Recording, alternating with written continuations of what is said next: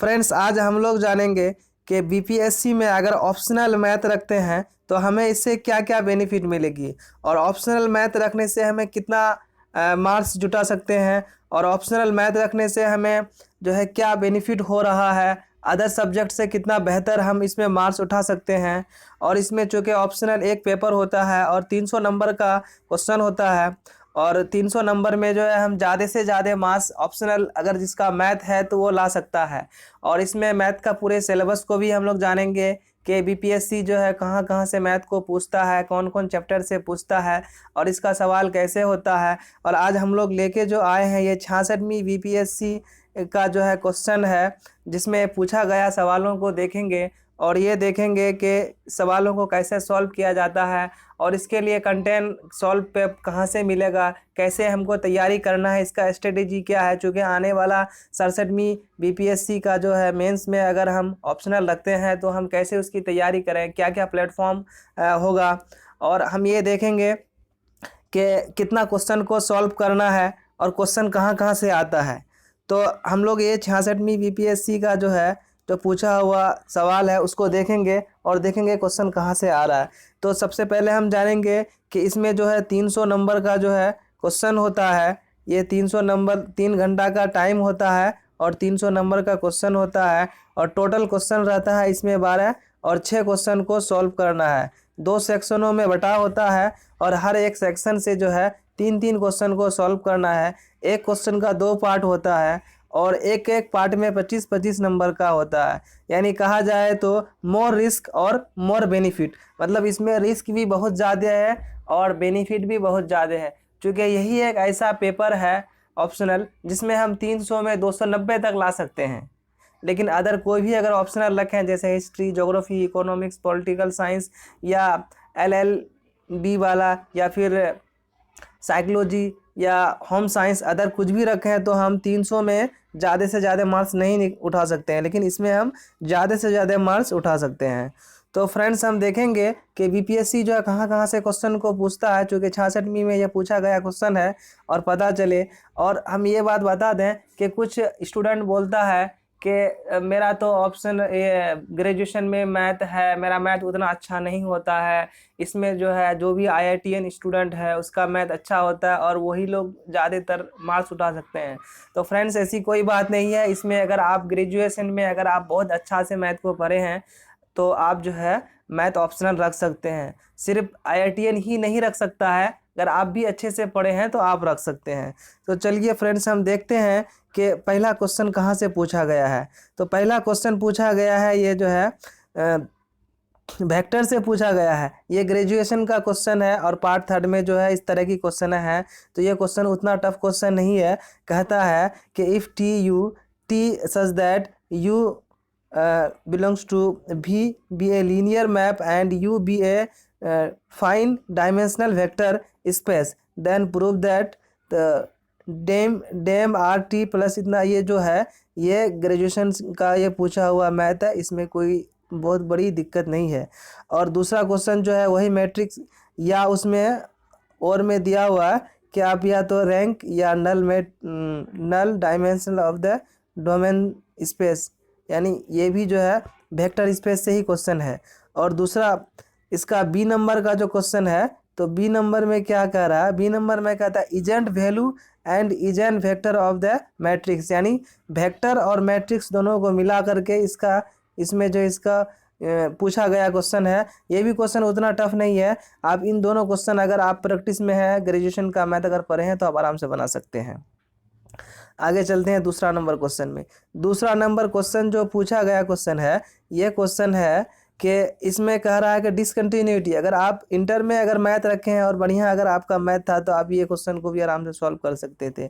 और B number का question बल्कि है इसमें जो है मीन वैल्यू थ्योरम में प्रूव करना है। तो मीन वैल्यू थ्योरम जो है ग्रेजुएशन में पढ़ते हैं, इसीलिए अगर आपका अगर ग्रेजुएशन में मैथ है तो आप इसको अच्छा से सॉल्व कर सकते हैं आसानी से। तो ये दोनों क्वेश्चन जो है उतना बहुत ज़्यादा टफ नहीं है अगर आप ग्रेजुएशन से मैथ किए हैं और क्लास किए हैं तो। नंबर 3 में देखते हैं। नंबर 3 में पहला क्वेश्चन जो है ये लगभग इंटर लेवल का क्वेश्चन है, लेकिन क्वेश्चन थोड़ा आपका तो उतना आसान तो होगा नहीं, चूँकि आप पदाधिकारी बनना चाहते हैं तो आपको थोड़ा टफ लगेगा ही, तो थोड़ा टफ देगा ही। दूसरा नंबर क्वेश्चन जो है बी नंबर में जो है ये डबल इंटीग्रेशन है, और डबल इंटीग्रेशन का जो है इसमें वैल्यू एक्स और वाई का जो है मान दिया हुआ है, यानी लिमिट का मान दिया हुआ है। तो ये भी क्वेश्चन उतना टफ नहीं है, डबल इंटीग्रेशन भी उतना टफ नहीं होता है अगर आप प्रैक्टिस कर रहे हैं तो। क्वेश्चन नंबर 4 देखते हैं, यह भी इंटीग्रेशन से पूछा हुआ सवाल है, यह भी इंटीग्रेशन से है। और क्वेश्चन नंबर 4 का बी जो है यह पूछा गया है प्लेन से, और प्लेन का दो इक्वेशन दिया हुआ है, उस इक्वेशन के बाद दोनों इक्वेशन कह रहा है दोनों लाइन किस जगह इंटरसेप्ट करता है, ये पॉइंट जहाँ पे कटता है उसी को बोलते हैं इंटरसेप्ट, तो उसके बारे में पूछा गया क्वेश्चन है। नंबर 5 नंबर देखते हैं, ये डिफरेंशियल कैलकुलस का क्वेश्चन है, डिफरेंशियल इक्वेशन से ये क्वेश्चन है। ये क्वेश्चन पार्ट 3 में पढ़ा जाता है, और ये जो है पूरी यूनिवर्सिटी में नहीं, कुछ कुछ यूनिवर्सिटी में है। और क्वेश्चन नंबर जो है एक ए भी उसी तरह का है और बी भी ये डिफरेंशियल से है। अगर आप बढ़िया से प्रैक्टिस है तो आप इसको बना सकते हैं। अब 6 नंबर का क्वेश्चन देखिए, 6 नंबर में कहता है, 6 नंबर में ये स्टैटिक्स से क्वेश्चन है, और यह क्वेश्चन थोड़ा सा टफ होता है स्टैटिक्स, क्योंकि स्टैटिक्स हम लोग पढ़ते कम है, अगर स्टैटिक्स भी आप पढ़ेंगे तो उसमें भी आसानी है। 6 नंबर का बी नंबर में आप देखिए कि explain Kepler's law of planetary motion, what will be the time period of the planet whose radius of orbit around the sun is double that of the earth। ये भी question जो है graduation में part 3 में पढ़ाया हुआ है, ये डायनेमिक्स का क्वेश्चन है, ये उतना टफ नहीं है। अब सेक्शन ए से देख लिए, सेक्शन 1 से जो है 6 क्वेश्चन पूछा गया है, और 6 क्वेश्चन लगभग आसान ही क्वेश्चन है, उतना टफ क्वेश्चन नहीं है। तो 6 क्वेश्चन में 3 क्वेश्चन को आपको बनाना है, और सेक्शन बी में भी सेम है, चूँकि टोटल 6 क्वेश्चन बनाना है, तो सेक्शन बी में जो है सेक्शन बी में भी जो है 3 क्वेश्चन को आपको बनाना है। तो पहला जो है सेक्शन बी का पहला क्वेश्चन जो है ये क्वेश्चन है एवरी सब ग्रुप, यानी prove that the order of every subgroup of a finite group is a divisor of the order of the group. तो ये क्वेश्चन मॉडर्न अलजेब्रा से है, ये भी पार्ट 3 में पूछा गया क्वेश्चन है, जो आप इसको भी अगर आप बढ़िया से पढ़ेंगे तो आराम से बना सकते हैं। और इसका जो 2 नंबर है यानी बी 7 का जो बी है, तो every question group of A abelian group is एबिलियन but the converse is not true. ये भी जो है ग्रेजुएशन के पार्ट 3 में ये क्वेश्चन है जो हम लोग पढ़े हैं। अगर जो भी ग्रेजुएशन किया है मैथ से तो आप वो इस क्वेश्चन को बना सकता है। 8 नंबर क्वेश्चन थोड़ा क्वेश्चन टफ है, क्योंकि इसमें जो है कह रहा है box A contain 4 red and 5 black ball. कहता है ये जो है प्रोबेबिलिटी का क्वेश्चन है, अगर प्रोबेबिलिटी आप अगर अच्छे से पढ़े हैं तो इसको आराम से बना सकते हैं। तो ये प्रोबेबिलिटी का क्वेश्चन है।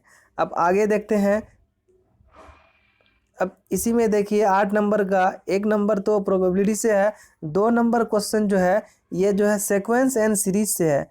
कहता है कि एक फंक्शन दिया हुआ है इफ़ एफ एन एक्स अगर इक्वल रहता है कि एक्स बटे एन प्लस एक्स स्क्वायर, और एक्स का जो है रेंज दिया हुआ है 0 से 1 के बीच में होना चाहिए।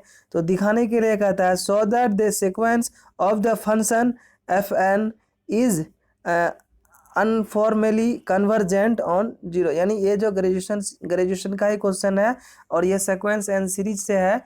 ये जो है आपका थोड़ा सा टफ होता है सीक्वेंस एंड सीरीज, अगर प्रैक्टिस में नहीं है तो, लेकिन उतना टफ नहीं होता अगर आप प्रैक्टिस कर रहे हैं तो। उसके बाद आपका आएगा 9 नंबर क्वेश्चन, इसमें कह रहा है प्रूव कुशी radius theorem using it evaluate the integral. यानी ये जो है कुशी इंटीग्रल से क्वेश्चन पूछा हुआ है। ये जो है आपका ये भी पार्ट 3 का ही क्वेश्चन है, जिसमें सीक्वेंस एंड सीरीज एक बुक है, उस बुक का नाम ही है पार्ट 3 में आता है, किसी यूनिवर्सिटी में पार्ट 2 में आता है। तो इसमें जो है ये क्वेश्चन दिया हुआ है, आप उसको देख करके आसानी से बना सकते हैं अगर आपने अच्छा पढ़ा है। और दूसरा नंबर में क्या, कार्पेट मेथड, यानी कार्पेट मेथड से इस इक्वेशन को क्या करना, सॉल्व करना है।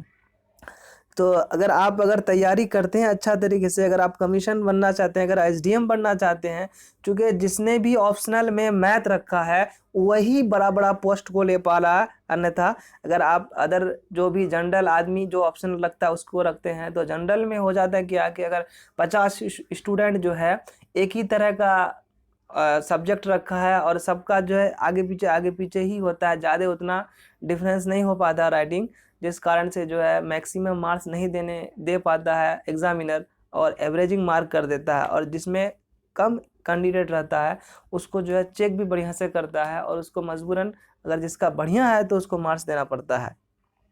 तो अब 10 नंबर वाली क्वेश्चन आ गई। 10 नंबर में जो है ये पूछा गया क्वेश्चन है लीनियर प्रोग्रामिंग से। अगर आपने इंटर में भी लीनियर प्रोग्रामिंग पढ़ा है तो इंटर वाला तो ये नहीं है, लेकिन ये ग्रेजुएट वाला है।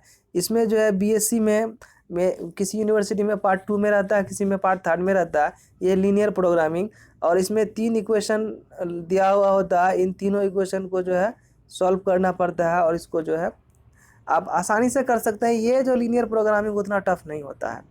और दूसरा बल्कि इसका जो है बी नंबर जो है, आप बी नंबर देख सकते हैं कि बी नंबर में कहता है obtain the equation of motion of a simple pendulum of using Lagrange's method and dedicate the formula for it time period of the small amplitude oscillation. ये थोड़ा टफ है, ये जो है क्वेश्चन जो है डायनेमिक से है और ये क्वेश्चन थोड़ा सा टफ है। अगर प्रैक्टिस में है तो आप इसको आसानी से कर सकते हैं। अब क्वेश्चन नंबर 11 देखिए। अब क्वेश्चन नंबर 11 जो है ये थोड़ा सा टफ है, ये भी डायनेमिक से, ये स्टैटिक से क्वेश्चन है। Solve the following system of linear equation by Gauss Seidel method. ये तो थोड़ा टफ है, अगर आप इसको पढ़िएगा तभी आप कर पाइएगा, नहीं अन्यथा नहीं कर पाइएगा। उसके बाद जो है इसका जो है बी नंबर जो है ये कह रहा है apply fourth order Runge Kutta method to solve. ये थोड़ा हायर लेवल का हो गया, ये पीजी लेवल का है क्वेश्चन। तो आप अगर प्रैक्टिस में हैं या फिर अगर किसी के पास पढ़ते हैं कहीं का ट्यूशन तो आप इसको बना सकते हैं। आप देखेंगे 12 नंबर और लास्ट क्वेश्चन। इसमें कहता है क्या, find the moment of inertia of A solid semi sphere. और दूसरा नंबर में कहता है कि a function F is defined on 0 और 1 में फंक्शन डिफाइन हो रहा है, और एक जगह एक्स अगर एफ एक्स यानी एक्स अगर रेशनल हो तो, और 1 - एक्स अगर इरेशनल हो तो यह कह रहा है क्या कि राइमन इंटीग्रल, ये जो है एफ जो है राइमन इंटीग्रल है या नहीं है। तो ये क्वेश्चन जो है थोड़ा सा मतलब टफ है, हालांकि राइमन इंटीग्रल ग्रेजुएशन में है, थोड़ा टफ होता है, लेकिन अगर जिसको जो बढ़िया से समझा तो आसानी से समझ सकता है। तो फ्रेंड्स आज हम लोग जो है 66वीं बीपीएससी ऑप्शनल मैथ का जो है पूरे क्वेश्चन को देखे और क्वेश्चन को एनालिसिस भी किए, और इसमें जो है इसके बाद हम जो है हर एक क्वेश्चन को जो है सॉल्व करके भी डालेंगे। अगर आपने ऑप्शनल मैथ में रखा है तो आप ज़रूर वीडियो को देखें, और अगर वीडियो पसंद आए तो लाइक शेयर और सब्सक्राइब करना ना भूलें। अगर आपका एक जो है लाइक हमें मोटिवेट कराता है और हमें अच्छा से अच्छा कंटेंट प्रोवाइड करने का मौका देता है। Thank you.